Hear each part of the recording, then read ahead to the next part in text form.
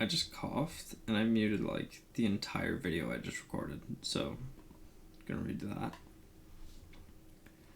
It's accurate, of course.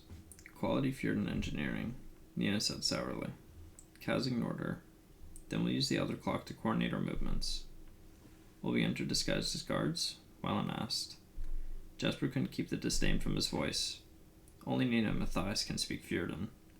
I speak Fjorden, Wylan protested. Schoolroom Fjorden, right? I bet you speak Fjorden about as well as I speak Moose. Moose is probably your native tongue, mumbled Wylan. We enter as we are, Kaz said. As criminals. The prison is our front door. Let me get this straight, said Jesper. You want us to let the Fjordens lock us in jail? Isn't that what we're trying to avoid? Criminal identities are slippery.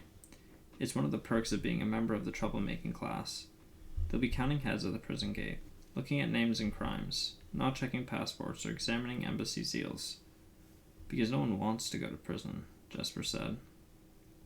Nina rubbed her hands over her arms.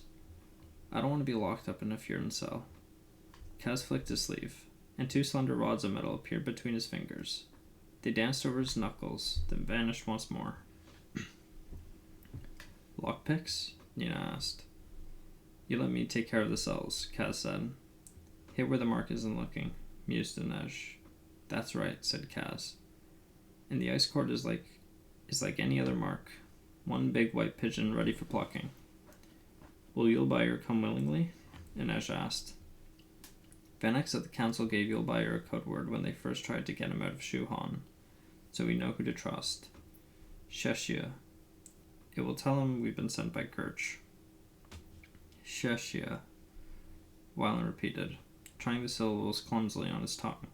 What does it mean?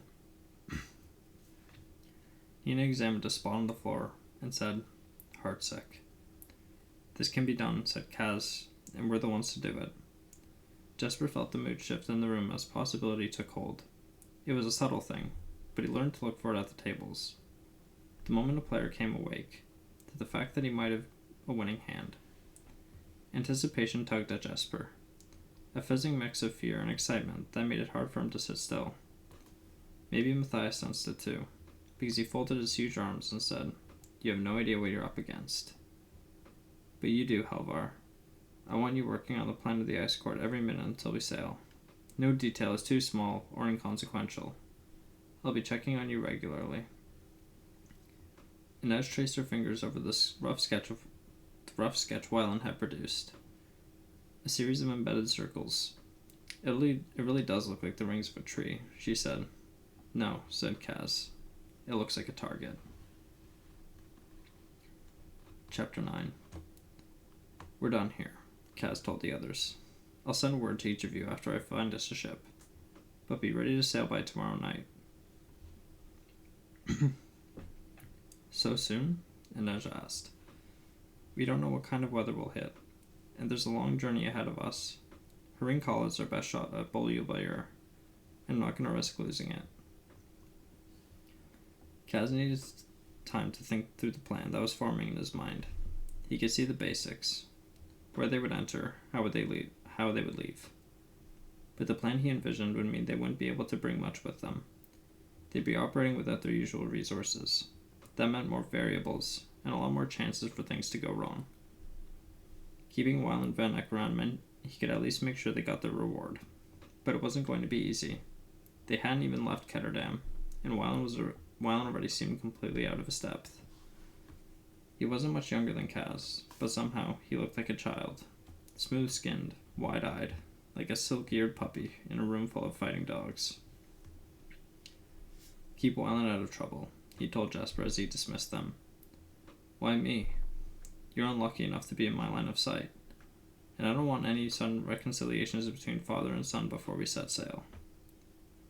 You don't need to worry about that, said Wylan. I worry about everything, Merchling. That's why I'm still alive, and you can keep an eye on Jesper too. On me? Jesper said indignantly. Kaz slid a blackwood panel aside and unlocked the safe hidden behind it. Yes, you. He counted out 4 slender stacks of Kruga and handed one over to Jesper. This is for bullets, not bets.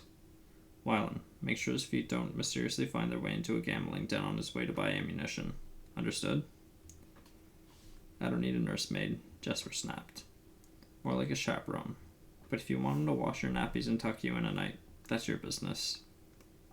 He ignored Jesper's stung expression and doled out Krugit to Wylan for explosives, and to Nina for whatever she'd need in her tailoring kit. Stock up for the journey only, he said. If this works the way I think it will, we're going to have to enter the ice court empty-handed. He saw a shadow pass over Inez's face. She wouldn't like being without her knives any more than he liked being without his cane. I'll need you to get cold weather gear, he told her. There's a shop on the Windstrat that supplies trappers. Start there. You think to approach from the north? Asked Halvar. Kaz nodded. The Degerholm harbor is crawling with customs agents, and I'm going to bet they'll be tightening security during your big party. It isn't a party. It sounds like a party, said Jesper. Well, it isn't supposed to be a party. Halvar amended sullenly. What are we going to do with him? Nina asked, nodding at Matthias.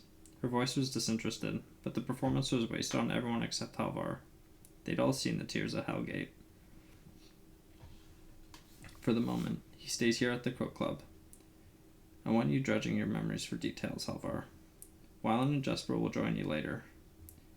We'll keep this parlor closed. If anyone playing in the main hall asks, tell them that there's a private game going on. We have to sleep here? Asked Jesper. I have things I need to see to at the Slat. You'll manage, Kaz said.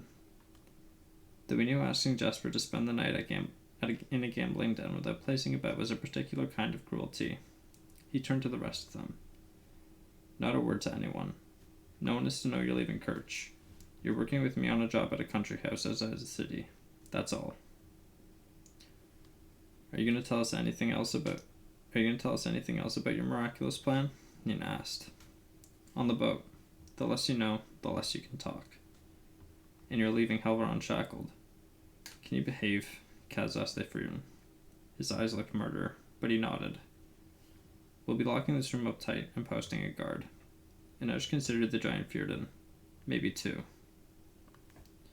Post Dirks and Roddy, but don't give them too many details. They'll sell out with us, and I can fill them in later. In Wylan, you and I are going to have a chat. I want to know everything about your father's trading company. Wylan shrugged. I don't know anything about it. He doesn't include me in those discussions. You're telling me you've never snooped around his office? Looked through his documents? No, Wylan said, his chin jutting out slightly. Kaz was surprised to find he actually believed them. What did I tell you? Jesper said cheerfully, as he headed through the door. Useless. The others started to file up behind him, and Kaz shut the safe, giving the tumbler a spin. I'd like a word with you, Brecker, Halvar said. Alone. Inej cast Kaz a warning glance. Kaz ignored it. She didn't think he could handle a lump of country muscle like Matthias Halvar. He slid the wall panel close and gave his leg a shake. It was aching now. Too many late nights, and too much time with his weight on it. Go on, Wraith, he said. Shut the door behind you. As soon as the door clicked shut, Matthias lunged for him. Kaz let it happen. He'd been expecting it. Matthias clamped one filthy hand over Kaz's mouth. The sensation of skin on skin set off a riot of revulsion in Kaz's head. But because he'd been anticipating the attack, he managed to control the sickness that overcame him. Matthias's other hand had rooted around in Kaz's coat pockets. First one, then the other. Ferej? He grunted angrily in Fjordan. Then, where is it? In Kirch. Kaz gave Halvar another moment of frenzied searching, then dropped his elbow and jabbed upwards, forcing Halvar to loosen his grip. Kaz slipped away easily. He smacked Halvar behind the right leg with his cane. The big Fjordan collapsed. When he tried to shove up again, Kaz kicked him. Stay down, you pathetic skiv. Again, Halvar tried to rise. He was fast, and prison had made him strong. Kaz cracked him hard on the jaw, then gave the pressure points on Halvar's huge shoulders 2 lightning-quick jabs with the tip of his cane. The Fjordan grunted, and his arms went limp and useless at his sides. Kaz flipped the cane in his hands and pressed the carved crow's head against Halvar's throat. Move again, and I'll smash your jaw so bad that you'll be drinking your meals for the rest of your life. The Fyrden stilled, his blue eyes alight with hate. Where's the pardon? Halvar growled. I saw you put it in your pocket. Kaz crouched down behind him and produced the folded document from a pocket that had seemed empty just a moment before. This? The Fyrden flopped his useless arms, then released a low animal growl as Kaz made the pardon vanish in thin air. It reappeared between his fingers. He turned it once, flashing the text, then ran his hand over it and showed Halvar the seemingly blank page. Demjin, muttered Halvar. Kaz didn't speak Fyrden, but that word he knew. Demon. Hardly. He learned sleight of hand from the card sharps and Monty runners on East Stave, and spent hours practicing in front of a muddy mirror he bought with his first week's pay. Kaz knocked his cane gently against Halvar's jaw. For every chick you've seen, I know 1,000 more. You think a year in Hellgate hardened you up? Taught you to fight? Hellgate would have been paradise to me as a child. You moved like an ox. You lasted about 2 days on the streets where I grew up. This was your one free pass, Halvar. Don't test me again. Nod so I know you understand. Halvar pressed his lips together and nodded once. Good. I think we'll shackle those feet tonight. Kaz rose, snatched his new hat from the desk where he left it, and gave the Fyrden one last kick to the kidneys for good measure. Sometimes the big ones don't know when to stay down.